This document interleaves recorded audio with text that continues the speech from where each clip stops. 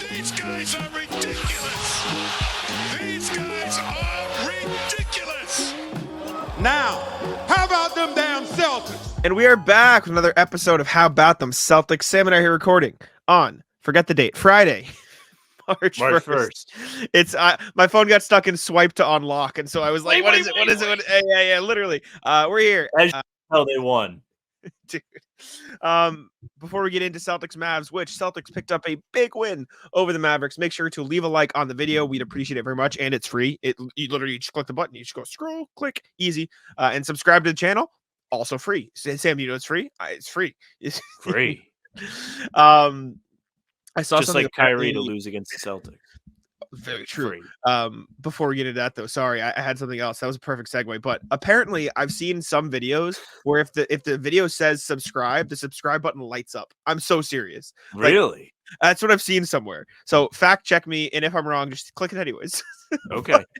Speaking of lighting up, the Celtics lit up the Mavs. Now block me again and see if we can get another segue. Celtics 138-110 victory over the Mavericks. I didn't even realize it ended up being that crazy. I stopped watching the score by the end of the game because it was a blowout. 28-point win for the Celtics. I don't want to say a ropey first half, but it did feel close. Wow, looking at it now, they didn't lose the lead after the first 2 minutes of the game. Yeah, I really thought it was tied. Well, because the third quarter got a little like, what are we doing? Like the offensive rebounds were rough, a couple like silly turnovers. But by the time that the fourth quarter started, it was like Cinderella, midnight, shoe gone. Mavericks are like, out of time. Sorry, you're done. You're cooked. This was a fun win. This might have been one of my favorite wins of the season. Genuinely, like it was great, man. This was super fun to watch them just dissect a playoff caliber team that they lost their last game, I think, but like the Mavericks had been playing really good basketball after the All-Star break, and the Celtics just treated them like it was an AAU tournament, and they're playing like 2 grades below their level. So this is a fun game. Well, yeah, it is because they won, but it's fun because there's like 3 or 4 different things we could like talk ad nauseum about, and I guess we'll start with the Luka played well, but then also played my career, and then they started to lose. Like, I don't know if you noticed it when we were watching the game, but there was an obvious switch that was flipped in this game where Luka was dominating the Celtics. They were running pick and rolls. He was drawing doubles and hitting the roll man every single time. Derek Lively feasted off of that. But then Dallas gets back into that game, right? Like, it's like 5-7 points. Luka's like, watch this. And he just starts fired up step back threes. Well, yes, but I also think a part of the credit goes to the Celtics defense because they were getting cooked because early in that game, they were sending the bigs to the level and like they weren't fully doubling Luka and Kyrie, but they were saying, y'all are not going to score on us. Like you're going to have to make a play. And Luka being Luka made the plays. Like he kicked it to Derek Lively. Right, he kicked it to Derek Lively. He kicked it to PJ Washington. He was like, all right, you want to let me pass the ball? Pass the ball. And then as the game went on, the Celtics started like showing and then dropping back. Like Horford would show on Luka, wait for Jaylen Brown, and then like back off to cover the pass. And so I do think there was an element to Luka in his mind, like, all right, let me try to take over. But I also do think a credit goes to the Celtics for sort of denying some of those passes. And also, you'll love this. They just shit on Kyrie Irving. They said this man is not scoring the ball. It was lovely to watch. Like, missed some layups at the end. He dribbled the ball off his leg. Yep. Like, crowd was chanting Kyrie sucks. Big respect to the Garden crowd today. Legacy game from the Garden crowd, and they kept the spite alive. So I love that. What do you think a good offensive output game is average in the NBA? Like what would you look at an NBA box score, not the Celtics, and be like, that was a good scoring output from team? I think good scoring is like 115, 120. Average is probably around 110 right now. All right. So Luka, this is like interesting for the little Tatum Luka rivalry. This is why I'm talking about this, okay? I'm not just doing it to shit on him. Luka had 37 points, 12 rebounds, and 11 assists. He had a 37-point triple-double. His team lost by 28, and they didn't even have a good scoring game, like a good offensive game. Why do you think that is? I'm sorry to people that came here for the Celtics. This has turned into a I don't know why honestly, Luka's not that effective thing. I don't think it was necessarily Luka's fault. I don't think he was perfect, but I think realistically, like PJ Washington shot 7 of 16, 3 of 9. The Celtics were giving him shots. Like they were letting him shoot the ball and he wasn't making them. Kyrie, tough Right? game. 9 of Josh, 23, 1 of 7. yeah, Hate to see that. Kyrie couldn't make his shots either. Josh Green shot 1 of 5 because the Celtics were just letting him. Like the Celtics played Luka, you're not going to beat us. We're going to let everybody else do stuff. And he still had 37, right? I don't think this is necessarily a bad Luka game. I don't know if it was a bad Luka game either. This is more of a question of like, do you really think this play style will work in the long run? Like, do you think they're No. eventually going to figure this out where it's like Dallas is going to be able to have Luka play my career? I'll put it this way. Be a really threatening basketball team. I'll put it this way. If Al Horford was PJ Washington in this game, the Mavericks are a lot better. You know what I'm saying? PJ Washington was the best player on the court for about 3 minutes. Man was just not missing. And then he missed all their other shots. Yeah, exactly. Like if they had more consistent options, and I'm not saying PJ Washington's a bad player, but like if you put 40% 3-point shooters around Luka Doncic, I think he's a much better basketball team. I don't think this play style is synonymous with winning a title. Like I don't know if that can get them that far, but if you put like if you put somebody like that's like a career like 38-40% 3-point shooter like Grant. If you let's use the Celtics, right? No, kind of or like Porzingis.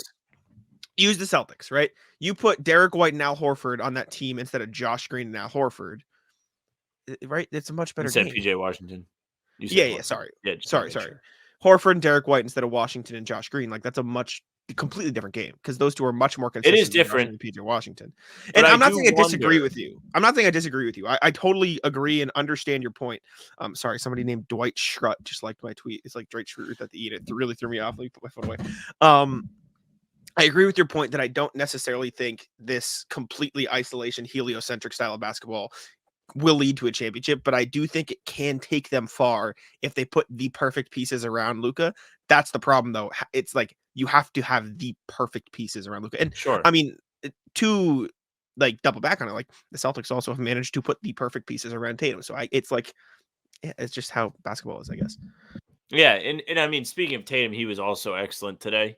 He had 32 points, 8 rebounds, and 3 assists. But I saw a lot of people on Twitter, especially before the second half started, were like, this is why Luka's like more effective than Tatum. Like, look at the game he's having, and Tatum's out there getting carried by his teammates. And then Tatum just scores like 19 points in the third quarter and murders them. Also, Tatum had 3 assists, like air quotes, in this game.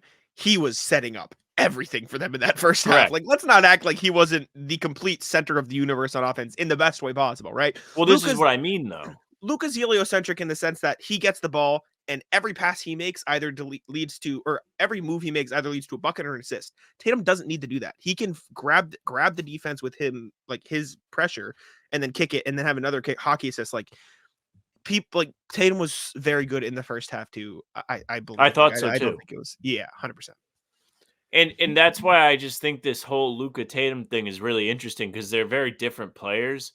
And I think somebody like Tatum is going to help you win more games and is technically, I don't want to say it, but a more valuable player than Luka because look at all the stuff that he was able to do besides score the basketball or create direct baskets. Like he was just as effective by being out there than Luka is doing everything that he's doing. Like if Luka doesn't have the ball, is Luka cutting? Is he setting off ball screens? Is he doing stuff to make the defense worry about him? No, he's catching his breath because he needs a breather. That's not an out of shape thing. It's just they make him do everything. Did you see before the game when NBC Sports Boston was doing the Luka graphic at the start of the game? Do you remember this when they were like, "Oh, Luka's done this"? So they basically did one of those like, "This is how Luka's been doing in the past X amount of games," right? And the sponsor for the segment in the corner was Awaken 180 weight loss. Oh, assault!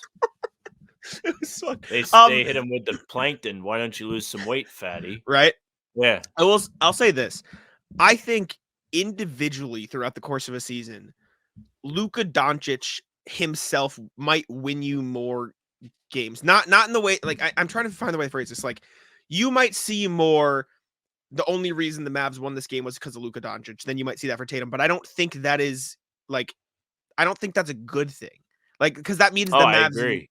the Mavs need him to do that. So I think if you really want to get down to like the exact wording and be really like annoying about it, like Luka Doncic, the player, might technically win you more basketball games than Jayson Tatum, but that's because Tatum, one, doesn't need to because the Celtics built a great team around him, and two, Tatum's brand of basketball and the way he's willing to do all these other things that Luka doesn't necessarily do, which you could argue is because he has to have such a high workload on offense, which I think is partly the Mavs' fault, means that Tatum is able to affect the game in a way where it looks more like a team win than a Tatum win. And I think that's a good thing for the Celtics. And it's so important. Also, for what it's worth, this was just another example of Tatum saying, all right, I'm going to pass. And then it's like, all right, let me actually win the game now. Like, Yes. it's just amazing. And I really like the efficiency we saw everybody play with today. Tatum was great, 10 of 19, 5 of 9, made his shots. But then everybody else was like, all right, we're just not going to miss. Like, Jalen had himself an excellent game. He really took over in the early minutes of the fourth quarter, which was extremely impressive. It was him up against Luka and Kyrie as a tandem. And it was like, okay, Jalen, just keep everything all set until Tatum gets back. And he said, watch this. And he just scored all the points. He did a great job. He had the spinning layup off the glass with his left. He made some big time shots at three. Like, he took over this game. He looked confident leading a unit. Also had Derek White out there, which will help you. But he did some impressive superstar things in that fourth quarter. And then Porzingis came out the gate red hot. What do you have, 16 points in like the first quarter and a half? He was nuts. Remember when I Revenge game told for you, him.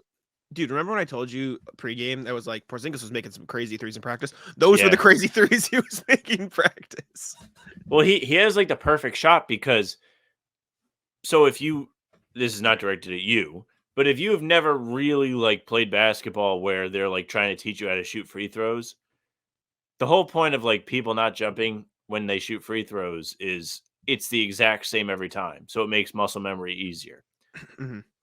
Porzingis doesn't have to jump when he shoots. Like any shot. So Yeah. that's the muscle memory kicking in. Like Jack saying Porzingis was a laser at the practice facility today, then he goes out there being a laser. Literally. It's like, wow, big shock. He just puts the ball above his head and nobody can do anything about it. I also I am think so happy with what we saw from him today. 100%. And also for the whole like, oh, look at him magically working in Boston and not Dallas. I do think there's some truth to like the base argument there, but I also think there's a lot of like in Dallas, the two-man tandem of Doncic and Luka was always, they always had at least one non-shooter on the floor. Sometimes it was Dwight Powell, sometimes it was somebody else. So like defenses could rotate easier to Porzingis and cover for that. And so it like switch things up. Like, and this isn't like me saying, oh, that's like defending the time in Dallas. The point is like the Celtics built a team where defenses can't do that because somebody's gonna get an open three. Sam, over this last, let me check the 1, 2, 3, 4, 5, 6, last 7 games, right? There was that one game against Philly where they shot 22.7% from three and they still won the game. Outside of that, 41% against Miami, 40.5% from three against Brooklyn, 48.9% against the second Brooklyn game, 48.9% against Chicago, 42.9% against the Knicks, 48.8% against Dallas. This is like, people like, oh, it's not sustainable. It might fucking be sustainable because all of the threes they're getting because are they have so everybody wide open. Exactly. They have the Avengers. It's Drew Carter tweeted it. Let me pull it up. Did you see The Drew Thanos, Carter's tweet? Yeah. Brad with the Infinity Gauntlet. Football season may be over, but the action on the floor is heating up. Whether it's a tournament season or the fight for a playoff home court, there's no shortage of high-stakes basketball moments this time of year. Get in on the excitement with Prize Picks, America's #1 fantasy sports app, where you can turn your hoops knowledge into serious cash. Testing my skills on Prize Picks this season is the most exciting way to play daily fantasy sports. If you have the skills, you can turn $10 into $1,000 with just a few taps. Prize Picks is really simple to play, and I can make my picks and submit my entry in less than 60 seconds. Download the app today and use code CLNS for a first deposit match up to $100. Use the code CLNS for the first deposit match up to $100. Pick more, pick less. It's that easy.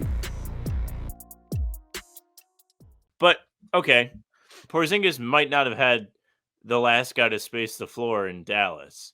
Mhm. How do you It's not a perfect explain thing. the best year of his career coming with the fucking Kyle Kuzma Wizards? Efficiency, like, in everything. It's not like he was just chucking. Like, most efficient season of his career by far. I think that was partly like the looks he was getting because he was allowed to post up more, which is a fault of Dallas. I 100%.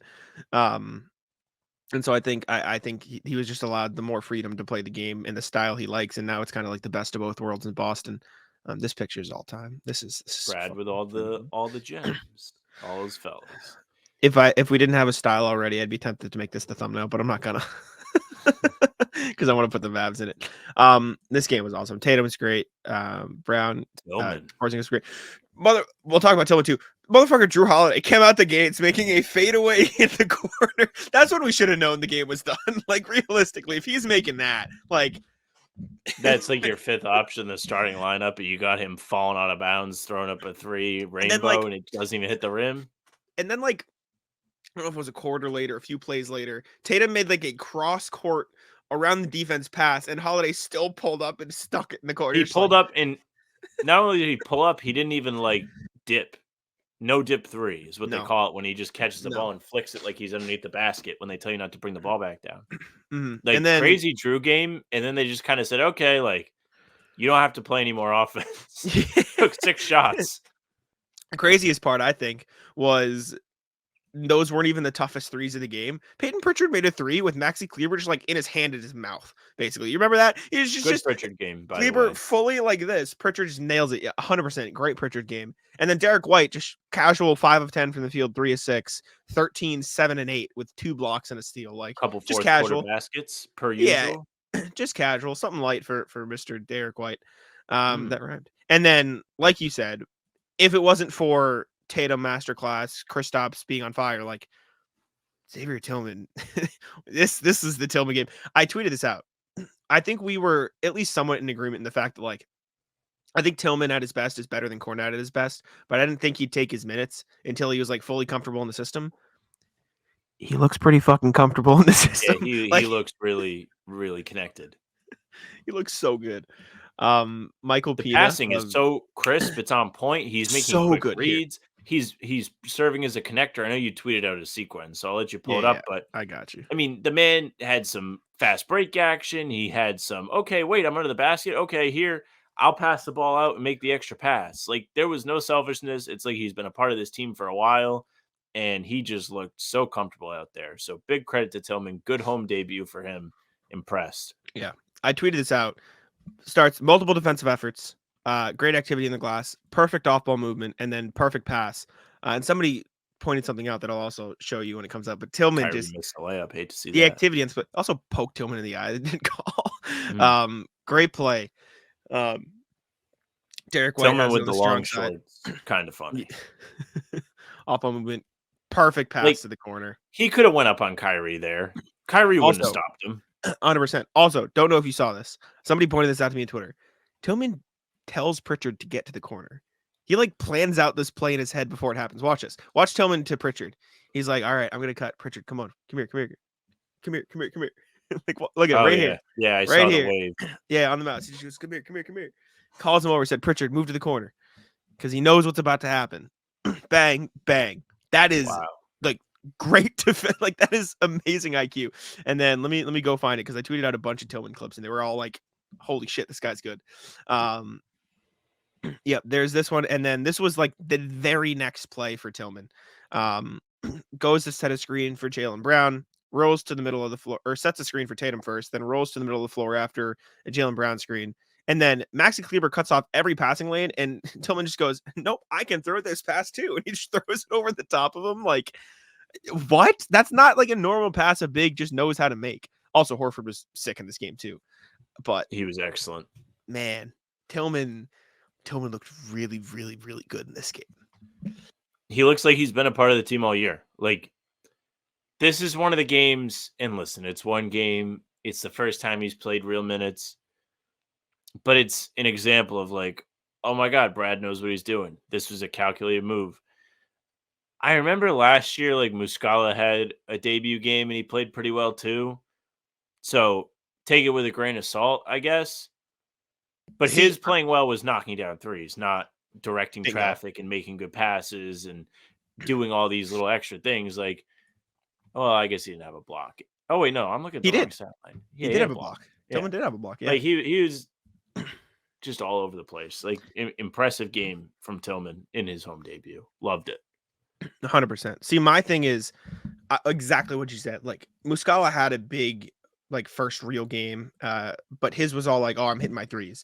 This was, I'm in the right spots. I'm setting good screens. I'm directing traffic. I'm cutting off the ball. I'm in the right spots, making the passes, playing solid defense. Like he guarded Luka for a possession, and then like in the first half, and then ran the floor and got a layup. The only downside was he missed the pass from Tatum, which like slipped through his hands. But outside of that, this was like a perfect Tillman game. Like he was everything you want to see. And when they made the trade, and Brad Stevens did his like media, like spoke to the media, he's like, we wanted a big that can play next to Horford and Porzingis, but also by himself.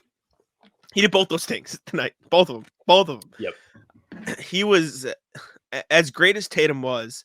I think Tillman was the star of the show for me. Like he like I like realistically, no storyline. If you're writing a Celtics blog article, yes. Like I think that everybody sounds so wants stupid to read about Tillman's debut or home debut and his first real minutes as a Celtic. That sounds so stupid. Xavier Tillman was the star next to 32 point, 8 rebound, 3 assist Tatum. I think part of that is 5 of 9 also like 3.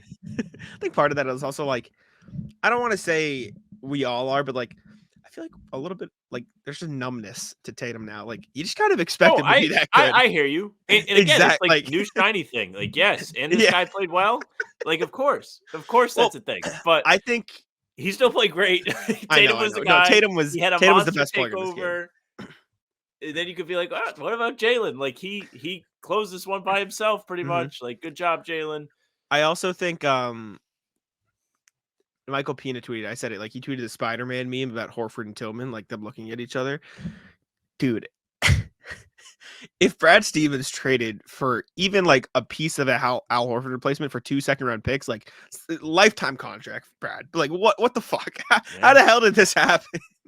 Like this guy looks this good. Menace. And like you mentioned, it's not like, oh, he just made his shots. Like this is like very clear offensive and defensive IQ things you're seeing on the floor. Like this is like basketball nerd is like, yeah. That's why I'm instead so of like casual fans, like, look how nasty this guy is. Why isn't he starting? Like, no, like Joe Schmo that's watching the Celtics for like the first. No Pats fan is like that Tillman guy.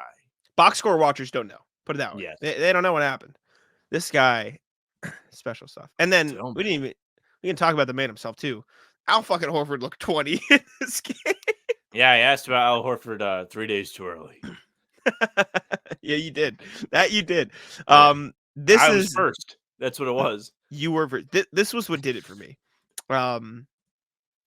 This was the play that I was like, okay, yeah. sorry, Dallas, it's not your day. Where is it? It is right. Yeah. When Al Horford did this, I was like, yeah, okay. Not gonna lie, I thought this was Tillman when it happened. I did too. Shame on me.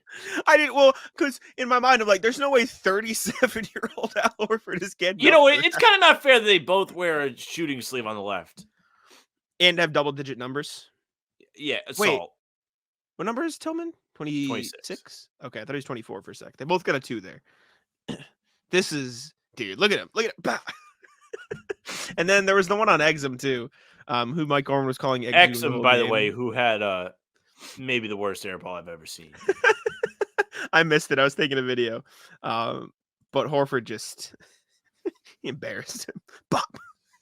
It's good to see Horford still like kind of pop up every once in a while with a couple of blocks. Like I think Horford's been really great anyways with what they've asked him to do. But when you see him kind of show up and be the rim protector, Al Horford, that's really reassuring as the playoffs roll closer and closer. Like, yeah, that's what they really are going to benefit from in the spring. It's great that he's making threes. He had a catch and shoot pull up transition 3 today from Derek White. Like it was a crazy make. And it's the kind of thing you really haven't seen him do in the past.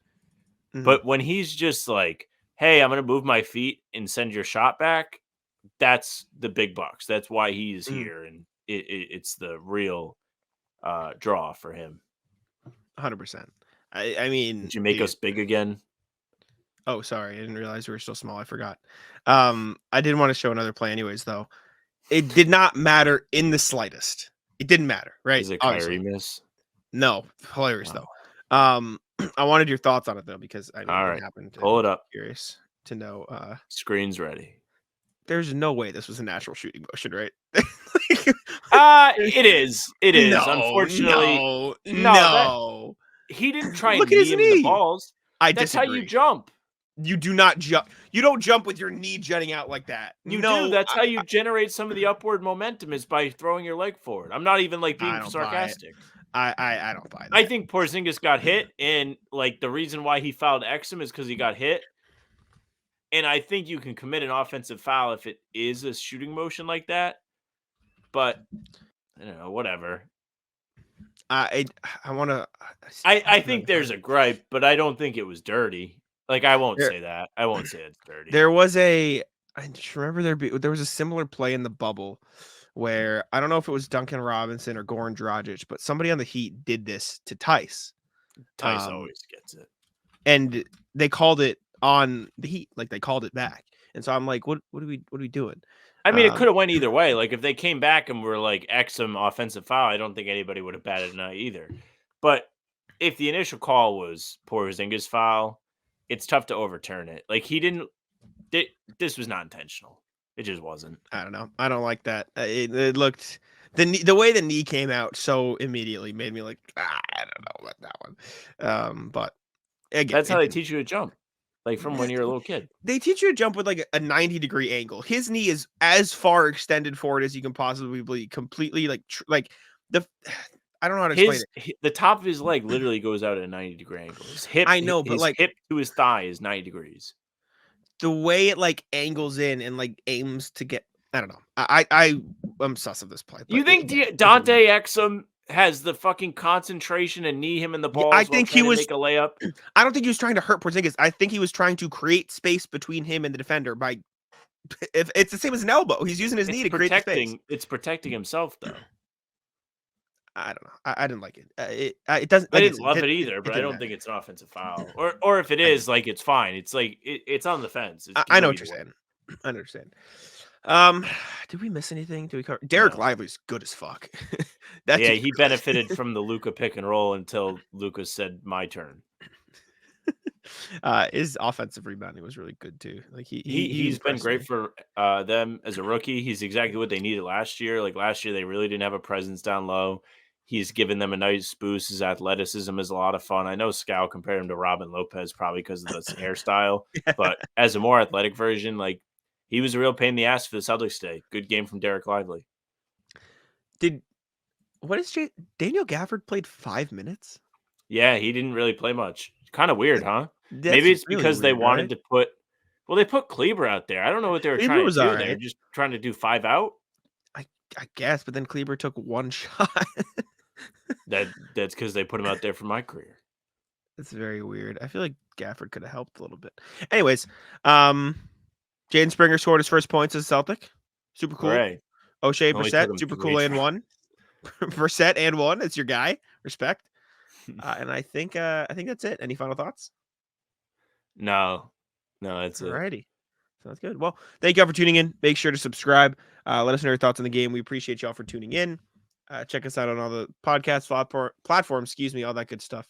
And I'll let Sam take it out. Thank you very much for listening or watching. Make sure you subscribe to the YouTube channel, hit the notification bell so you don't miss any of our daily uploads. We're pumping them out. We have game recaps the morning after games, whether they're like this by themselves or embedded into a full pod. We're here. The full pods are Tuesday, Thursday, and Sunday. We also have Talkin' C's with Bobby Kravitsky coming at you Monday, Wednesday, Friday. I believe those are going to be live for the time being because I'm going to be at home, so that's good. We'll have those for you. Other videos coming out when there's no games, so we'll be here. You can also find us on Spotify and Apple. The game recaps are there. So are the full pods, audio only. If you follow us, they'll go right to your inbox. Leave a 5-star review. We would appreciate it. We are probably recording by the time you listen to this, but if you're up early, you can still email us, hbtcpod@gmail.com. We will be recording at like 10 a.m. today as you're listening to this, but we'll still take your emails regardless. I mean, the email's not going anywhere. But for the Sunday pod, the cutoff is probably like 10. You can also find us on socials at How About Them C's, Twitter, Instagram, and TikTok. Facebook is just the name of the pod. Our streams are there and on YouTube and also on Twitter. Jack's Twitter is at JacksMoneyNBA. He's a very handsome new profile picture. And you can follow me at Sam LaFrance. It's up for us. Bye. Taco, come on. Taco's having some fun here. That is bogus! These guys are ridiculous!